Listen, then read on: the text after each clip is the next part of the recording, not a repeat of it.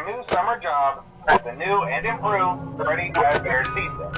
I'm here to talk you through some of the things you can expect to see during your first week here and to help you get started down this new and exciting career path. Now, I want you to forget anything you may have heard about the old location, you know. Some people still have a somewhat negative impression of the company.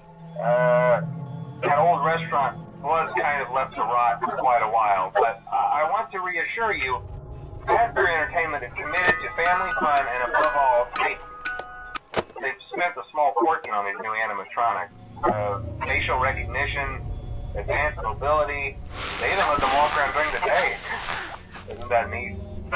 But most importantly, they're all tied into some kind of criminal database so they can detect a predator a mile away.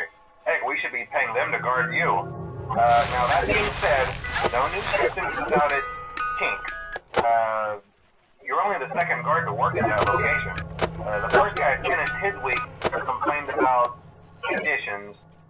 We switched him over to the day shift. So, hey, look at you, right? Mainly he expressed concern that certain characters seemed to move around at night and even attempted to get into his office. Now, from what we know, that should be impossible. That restaurant should be the safest place on Earth. So while our engineers don't really have an explanation for this, the working theory is that the robots were never given a proper night mode. So when it gets quiet, they think they're in the wrong room. So then they go try to find where the people are, and in this case, that's your office. So our temporary solution is this.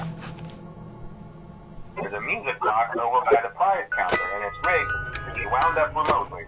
So just every once in a while, switch over to the prize counter video feed and wind it up for a few seconds. It doesn't seem to affect all of the animatronics, but it does affect one of them. And as for the rest of them, we have an even easier solution. You see, there may be a minor glitch in the system, something about the robot seeing you as an endoskeleton without a costume on, and wanting to stuff in the suit.